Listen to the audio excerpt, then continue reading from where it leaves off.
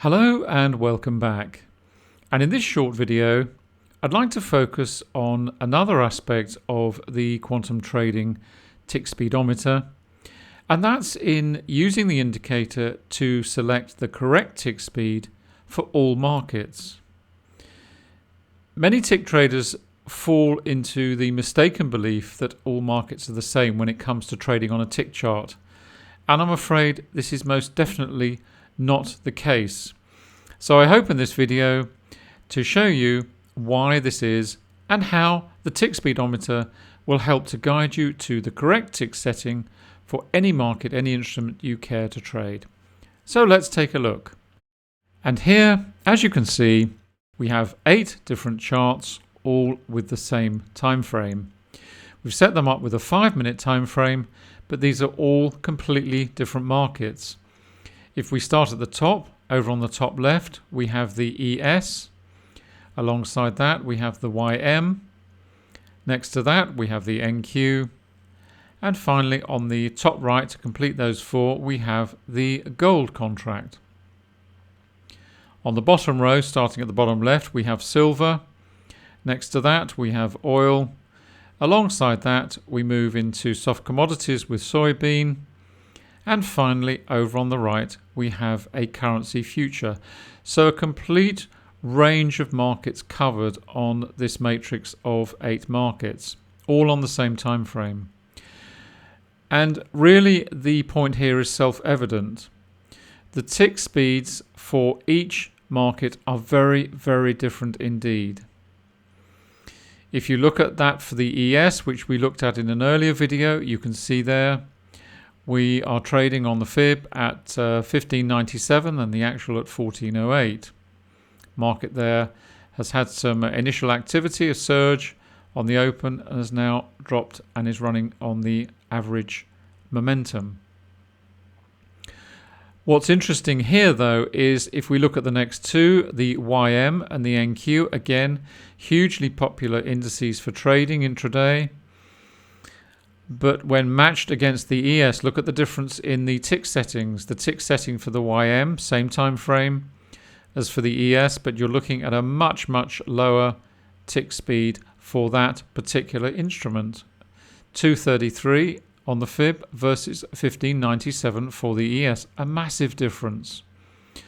Equally for the NQ, another hugely popular index for traders. But again, look at the tick speed setting for that one, 377 on the fib as compared again to the ES, much, much lower.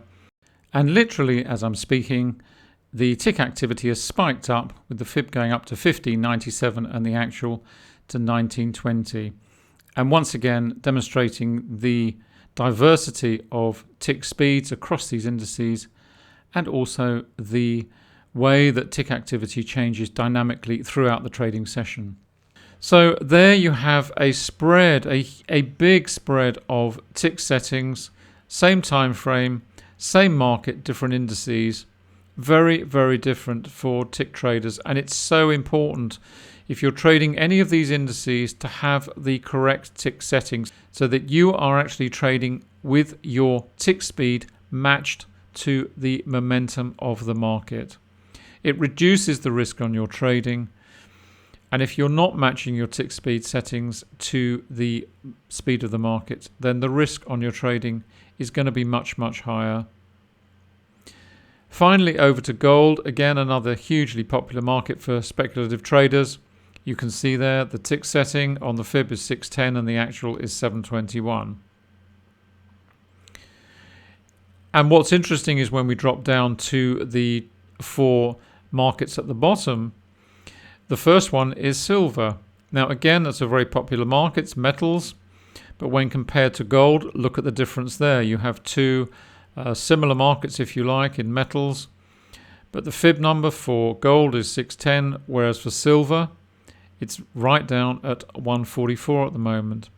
And this is something you'll find when you start using this particular indicator. It's quite a surprise. The huge variation in tick speeds across markets, and even those markets which are very closely related in terms of the underlying that they track. Alongside silver, we have oil. And again, oil reflects the huge amount of volatility and the liquidity through trading that is reflected in the tick activity there. You can see it's at 1597 on the 5-minute, considerably higher than gold and substantially higher than silver alongside. So again, you're matching your tick settings to the market that you are trading. Alongside that, we have another market which is very low in tick count. This is now moving to soft commodities in soybean.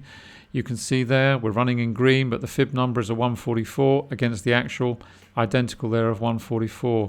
Very low tick activity on the same time frame chart, but in using the tick speedometer indicator, you are matching your tick speed correctly for trading that particular market with the physical market open.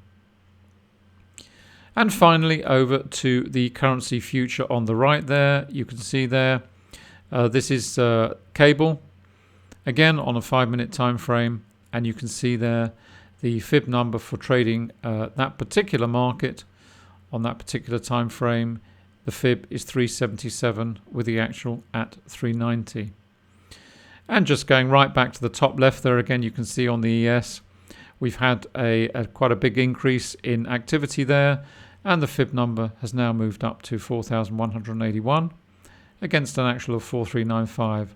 So you've got this huge range from that at one extreme right the way down to silver at 144 and also soybean at 144. And this is the beauty of the indicator. It's another facet of the indicator.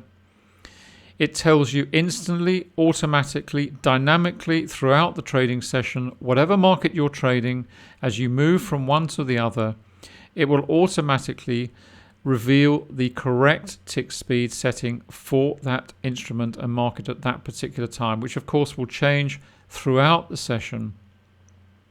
But in trading using the indicator, you are matching your trading to the market speed and the momentum of the market and reducing the risk on your trading accordingly.